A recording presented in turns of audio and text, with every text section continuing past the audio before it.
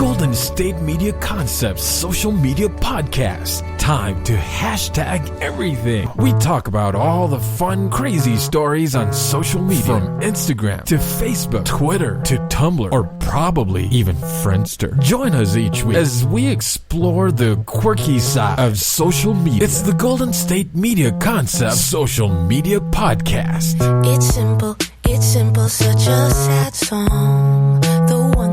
The one that we rely on to get us.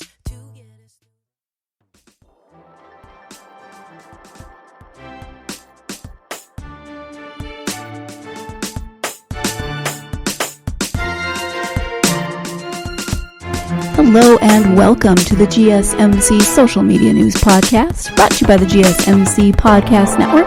I am your host, Sarah, and I am happy to be with you on this Monday. I hope it hasn't been too Monday-ish of a Monday for you. You know, sometimes they're better than others. I had a bit of a crazy weekend, and I am still very tired. Just wasn't feeling well. Had a few issues, so needed some extra rest, which I got, which was good, but still feeling a little tired. At any rate, we are not here to talk about my weekend. We are here to talk about social media news and to find out what has been going on in the world of social media news. So we're going to start with a story that is a recurring segment on Jimmy Kimmel. It is the mean tweets, where celebrities read mean tweets about themselves. It's, obvious. I don't think it needs much explanation. Celebrities have lots and lots of things said about them every day, tweeted about them, Facebook, Instagram, whatever on social media. And whether or not they see those all the time, I don't know. But they do. They certainly do when they go on the segment with for Jimmy Kimmel, because they actually read those tweets. And I would assume that there's, staffers or something that go and find the ones that they think are the silliest, weirdest, meanest, whatever it is. Some of them are mean. Some of them are just kind of like, okay, really? It fascinates me what people will do from the safety of sitting behind their keyboard. And, it's like, there's one about Jeff Goldblum, and it is at Kappa Kappa says, Jeff Goldblum is starting to annoy me now. Like, okay, dude, you're quirky. We get it. You have some weird sweaters. Good for you. And it's like, yeah, okay. I mean, what prompted this? What Jeff Goldblum moment in Kappa Kappa's life, Kappa_Kappa's life, prompted him or her to sit down on Twitter and be like, I am so now annoyed with Jeff Goldblum. I mean, what was the sweater that pushed this user over the edge? That's what I would like to know. Now, just so you know, Jeff Goldblum is reading this tweet in a shirt that is half striped, half, I don't even know what that pattern is, but very colorful. And yeah, Jeff Goldblum, quirky. If you don't appreciate him, just, I guess, don't watch it. According to Pew Research, nearly 3/4 of internet users, 73%, have witnessed online harassment. I don't know what the other 27% are doing. Maybe they're just using the internet for, like, cat videos or something. I don't know. But offensive name-calling and purposeful embarrassment were the most common types of these attacks. So then Maisie Williams from Game of Thrones and Doctor Who and other things reads this tweet that says, Maisie Williams looks like a very young grandma. And she just gives this look on her face like, okay? And she has this very cute little grin. I mean, she looks like a very young grandma. I don't know what that means. See, some of them are like offensive and others are they supposed to be offensive? Is that actually a compliment? I mean, I love my grandma. I would be okay if I looked like her. So this says, interestingly, young people are not only most likely to observe name-calling and efforts to embarrass someone, their experiences stand out when considering more severe types of online harassment. They observe physical threats, sexual harassment, stalking, and harassment over a sustained period of time at almost double the rate of general internet-using population, which is very, very depressing. But there does seem to be some good news. According to Nigel Barber, who's a PhD, online communities are becoming more concerned about the destructive consequences of tolerating the flamers, trolls, and vandals in their midst, and are instituting mechanisms for group punishment in which those who violate codes of decency are identified and excluded. And he wrote this for Psychology Today. Continuing, such mechanisms are already ingrained in applications such as Uber and Airbnb. Soon, social media will also be regular, and he says, and it's about time. Of course, then we won't get these crazy segments. But again, some of them are mean, some of them are just strange. Like this one, Mark Hamill reading, "The older Mark Hamill gets, the more he looks like Yoda." Seriously, seen that guy lately? He's Yoda. Is that bad? And then, of course, Mark Hamill read the tweet and then did his best Yoda impersonation. It didn't seem to be too upset. I don't even know. Will Ferrell is overrated. Sorry, but he just screams. Will Ferrell screamed the tweet and then said, yeah, it's true. So he can at least laugh at himself. There is some interesting comments on Jake Gyllenhaal's genitalia that we're not going to go into because well, I don't know how they know this or how they've guessed this or how they, what, I don't know. But yeah, but it's a smell and I don't want to know. Speaking of smell, one tweet says, "I bet Zendaya's feet smell like Funyuns." Which, what the heck? Where do you come up with this stuff? So she just takes off her shoes, sticks her nose in it and says, "Nope, smells like success." Good for you, Zendaya. Yeah, just nobody is immune to this. You know, it's from Chris Rock to Fred Savage to Martin Short. I mean, you know, you've got all generations, all sort of aspects. Sarah Paulson, David Harbour, which says, "Hey, hole, I'm ready to be punched in the face. Bring it!" Expletive. Okay, again, is that why? I just don't understand why.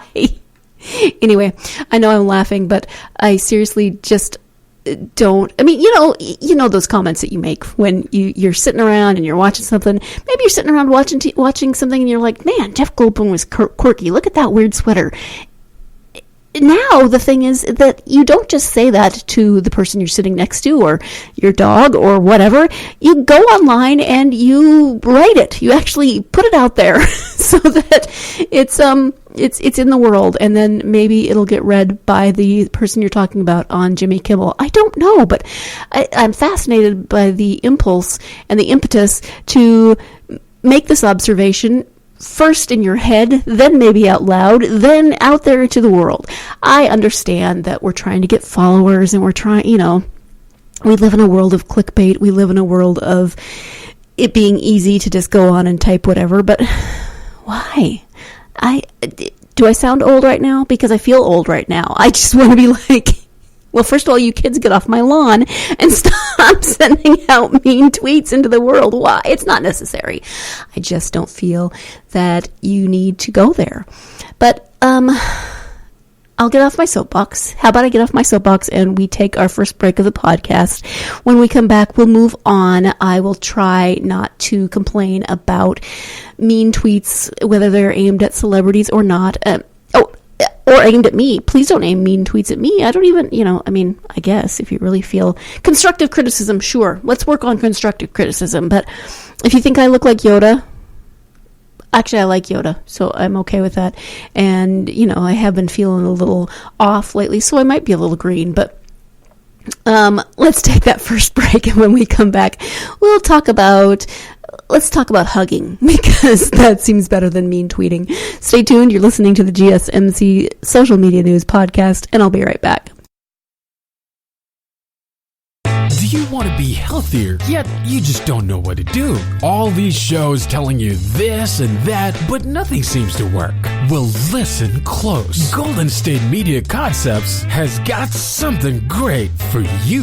The Health and Wellness Podcast, dedicated to workout trends, healthy eating habits, diet, and everything about healthy living. Join us in our banters as we help you not just live life to the fullest, but live it to the healthiest.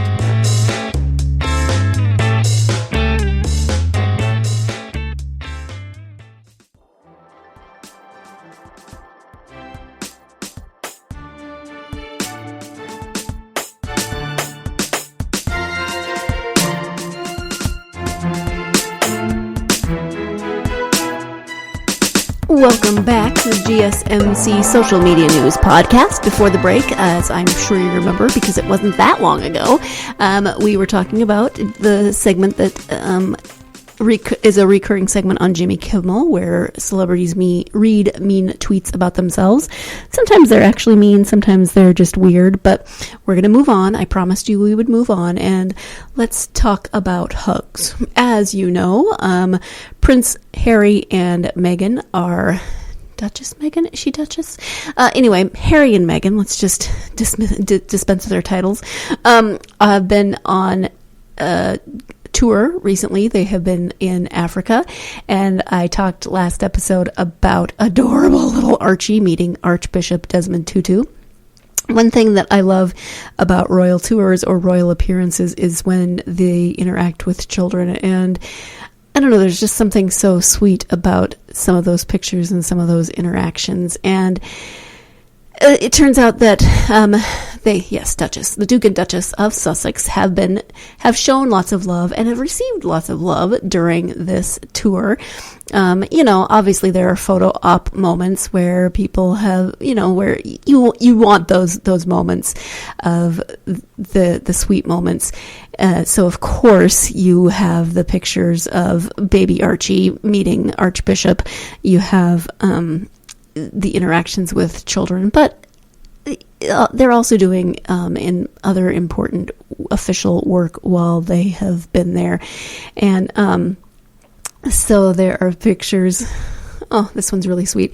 This is a picture from Botswana, and Prince Harry just sharing a lovely moment with a young girl in Botswana. Don't know how old she is, but he's kind of leaned into her, and she just looks snuggled right up into him.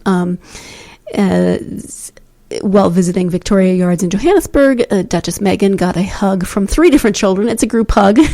It looks very sweet.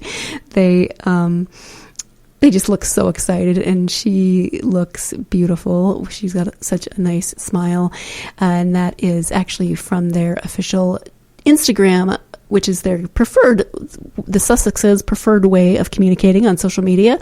And it says, while in Johannesburg today, the Duchess of Sussex visited Victoria Yards, which celebrates the power of community, bringing local artisans and makers together to rebuild, support, and learn from each other on a holistic level. It was an exceptional afternoon where the Duchess had the chance to connect with the children and founders of the phenomenal program for kids development in Timbuktu in the Valley. She was also struck by the local denim designer who founded eponymous brand Chepo, who shared this info about the logo for his line. The crown on my jeans represents the 3 ladies who raised me. Enjoy wearing this crown. Such a beautiful and touching sentiment. Artists, artisans, sculptors, metalworkers, and carpenters are all part of the fabric of Victoria Yards, but it also utilizes the power of the DICE, D-I-C-E program, which supports several other local organizations in their work with marginalized youth and women. These include 94 Colors, run by the Duchess's Guides for the Day, Hector and Subusio, CDP, a development program for young unemployed and marginalized women that provides training to start creative enterprises. NK rebuilds the confidence of self-belief of unemployed youth through training and practical experience. 2610 South, an architecture firm designing a local youth center. And Rimagi Nation, which works with local secondary school students to create a social and creative enterprising mindset. Stay tuned for more updates from this special afternoon. #Royal Visit South Africa. So that's one thing that I like about their Instagram feed, is that not only do they share, that's where they share their official pictures, but that is a very informative Instagram caption. Only one hashtag, but very informative. And there is another picture of Megan in Cape Town, where she got another group hug from a group at Mothers to Mothers, which is an organization that employs women living with HIV, which is a huge problem on the African continent. And here is a picture of her. She's gotten down to his level to give a really sweet hug to a young boy. And there's just so many very sweet pictures. I can't tell you. It's so nice to see the smiles on their faces and the joy in the faces of the people that they are meeting with. Harry has always been really good with children in terms of interactions and those kinds of photo ops. So I enjoy seeing that, but I also enjoy learning. I get sucked in by the cute children, but then I enjoy learning about what it is they're actually doing on these official tours as well. So I get cuteness, but I also get knowledge. Hey, which I'm good with. This next story.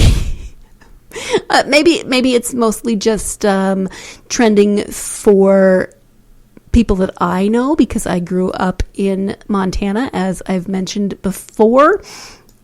But my Facebook feed today has been full of cranky pictures of snow. Yes, it's still September, but many, many pictures of snow. Where my parents lived, they said they only got a couple of inches and it had already started to melt. Where my best friend lives, she sent me a picture and said it's still coming down. Someone posted a picture from Glacier National Park that showed over the course of several hours, like 2 feet, 8 feet, 12 feet. And so there are just pictures of snowpocalypse. This article is from Great Falls, where don't live in Great Falls. It snows and it's cold and it's miserable. Feet of snow have fallen, and it's only September, the last day of September. A winter storm is blowing through parts of the region, and just days after the start of fall. I keep seeing all of these memes about, that one day of fall was lovely and now here's winter. But let's see, Great Falls got 9.7 inches of snow on Saturday over the weekend, which will set a new daily snowfall record. That number would beat the previous record in 1954 by 3.6 inches. Yeah, and then there's pictures of by Saturday morning, the town of Shoto, which is where I was born, I'll just throw that out there, was already experiencing downed trees and power lines, making it dangerous for people on the road. There's pictures of browning. They're just not good. I mean, yeah, it can snow this early, but this is a lot. This is a lot of snow, and people were very, very understandably cranky about it. So this happened over the weekend, but I'm still seeing pictures on my news feed today. My brother even posted a cranky picture, he's so sarcastic. Something about, thank goodness all these people in Montana are posting pictures of the snow, or I never would have known. Yeah, you just did the same thing. You just didn't post a picture, but you drew attention to it. I can give him crap because he's my brother, and he does not listen to the podcast, so he won't even know I'm giving him crap. So anyway, this is just, it's a risk because of agriculture. I know people were worried about crops like, fall crops like apples and those sorts of things. I have friends who posted that they tried to bring in their apples as much as possible, as quickly as possible, so that they wouldn't be damaged by the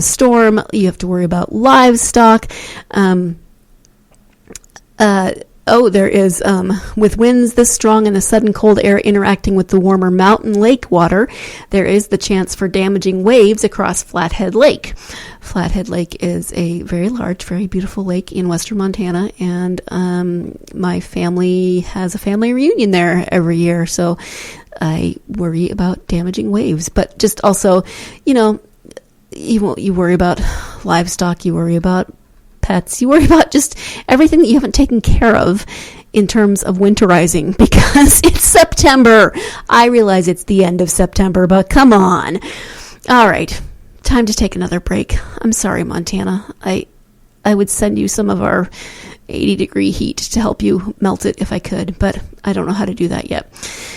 Let's take our second break of the podcast, and when we come back, we will be wrapping up this episode, so stay tuned. You're listening to the GSMC Social Media News Podcast, and I'll be right back.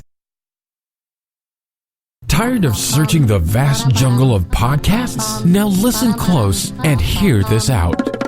There's a podcast network that covers just about everything that you've been searching. Hey! The Golden State Media Concepts Podcast Network is here.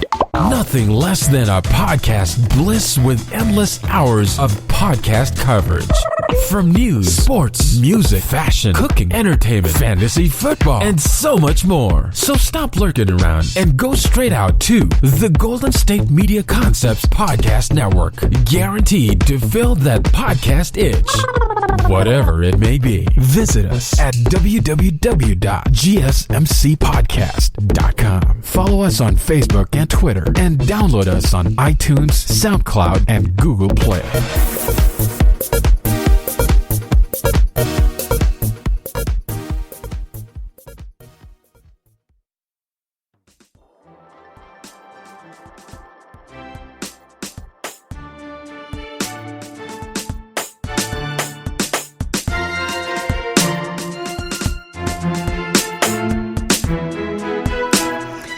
Welcome back to the GSMC Social Media News Podcast.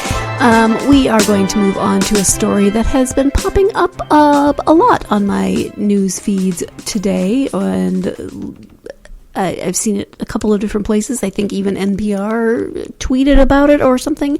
And that is, there's a video of a woman singing opera in a subway station, or I can't speak, not on the subway, but waiting for the train, right? That area. Jeez. Anyway, her name is Emily Zamorka, and she claims to have no formal music training. She had been, according to this article, scraping by playing her $10,000 violin for passerby, but that instrument was stolen. So Emily is homeless. She once dreamed of being a professional singer, and recently, so this is in Los Angeles, and she was filmed by a Los Angeles police officer. The Los Angeles Police Department captured the woman with an arresting voice as she sang at the Wilshire Normandy station of the Purple Line on Tuesday in the city's Koreatown neighborhood. Police tweeted the music footage Thursday, sending Southern California into a talent search frenzy for the mystery singer. The LAPD wrote, 4 million people call LA home, 4 million stories, 4 million voices. Sometimes you just have to stop and listen to one to hear something beautiful. And they posted that with the video of her singing. That is on their Instagram account. That is, LAPD HQ. The mystery woman turned out to be, as I said, Emily Zamorka, a Russian immigrant whose La La Land dreams had hit rock bottom in recent times.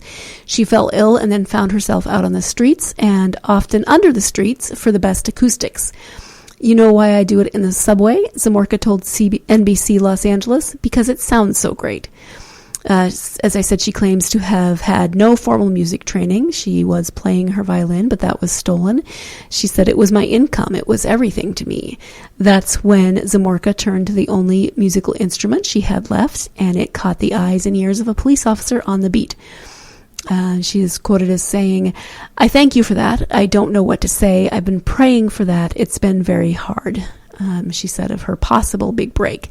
And she says she'd relish the chance to sing on stage. If it's God's will for my life to change, then I will praise him and I will be so grateful, she said. So this is not the first time that someone has been quote unquote discovered on the street. There was a man with an amazing voice for voiceovers who was discovered several years ago, or maybe it's only been a year ago. I don't know, several months, several years, who knows anymore.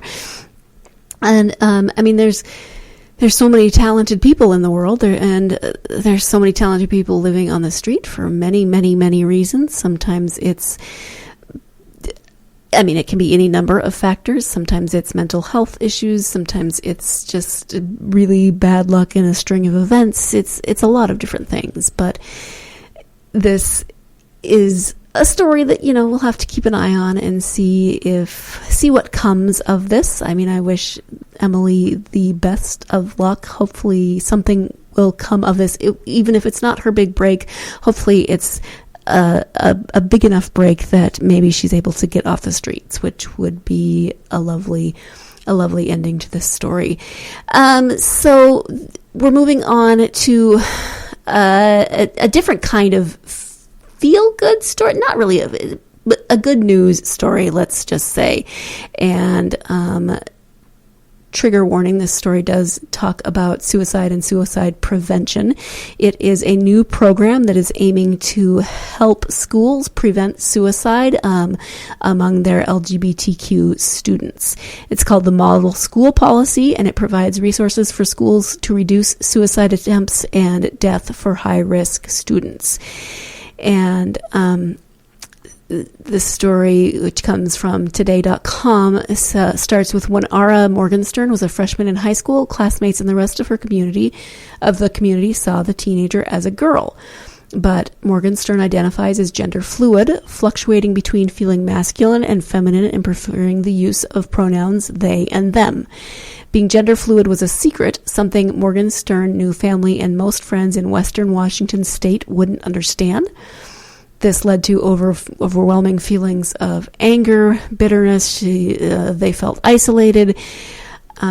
There were feelings of self-harm, or thoughts of self-harm, and there was a suicide attempt. But a freshman English teacher was a brief ray of hope. Morgenstern, who is now, quote, 19 and a student at Evergreen State College in Washington, is quoted as saying she was very helpful throughout all of that.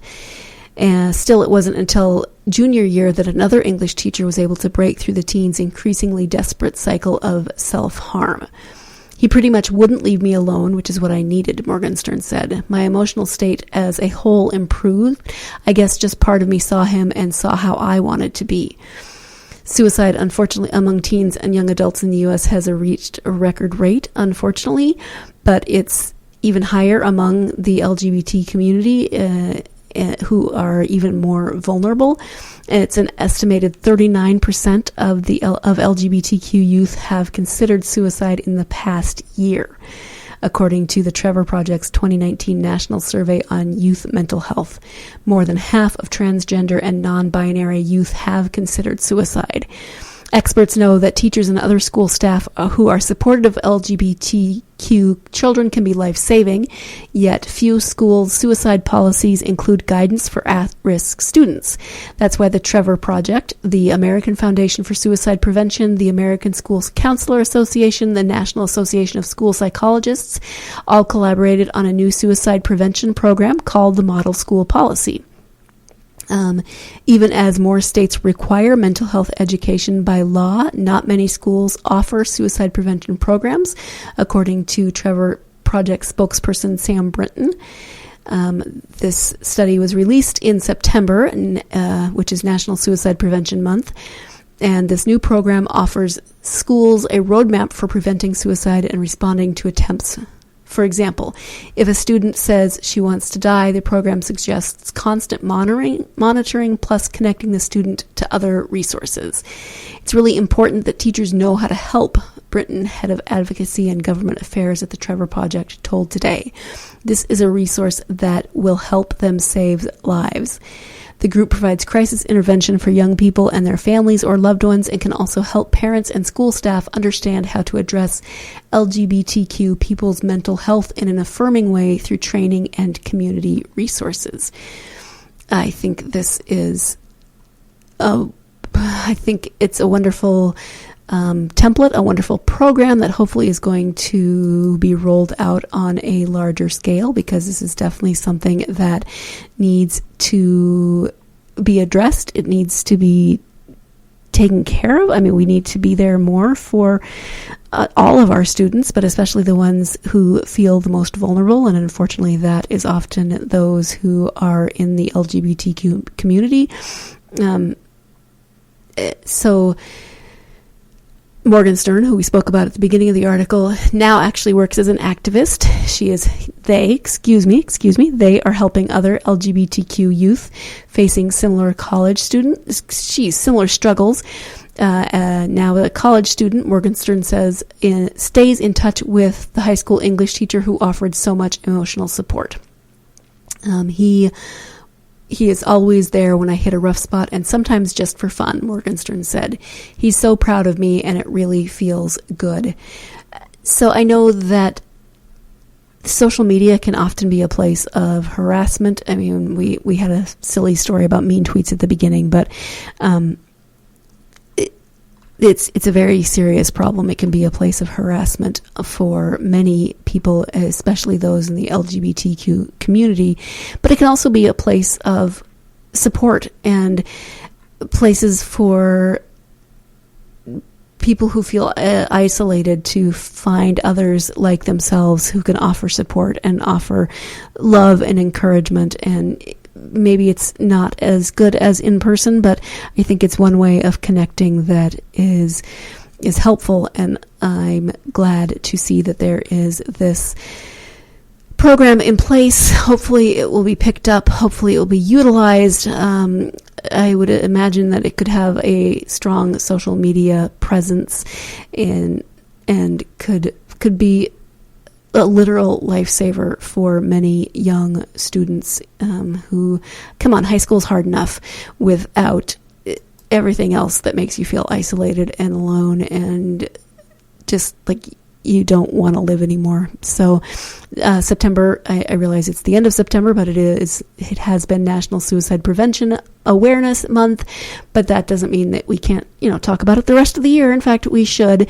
And there are resources, of course, out there if you feel like you need to talk to somebody. You can go to the trevorproject.org/help. You can call numbers. You can text talk to 741-741. There's all kinds of resources. Another place is speakingofsuicide.com/resources. So you are not alone, no matter how you are feeling, what you are going through. There are people who will understand. There are people who will help and be with you, walk with you, talk with you as you go through whatever experiences you are going through. So reach out, please. I actually meant that to be kind of a hopeful story. It sounds more depressing, though, and I apologize. It is hopeful that there will be help out there for more people. But that is all the time that we have for today. So thank you so much for joining me for this episode of the GSMC Social Media News Podcast. Join me again on Thursday, and we'll find out what's been trending. Thanks. You've been listening to the Golden State Media Concepts Social Media Podcast, part of the Golden State Media Concepts Podcast Network. You can find this show and others like it at www.gsmcpodcast.com. Download our podcast on iTunes, Stitcher, SoundCloud, and Google Play. Just type in GSMC to find all the shows from the Golden State Media Concepts Podcast Network, from movies to music, from sports to entertainment, and even weird news. You can also follow us on Twitter and on Facebook. Thank you, and we hope you have enjoyed today's program.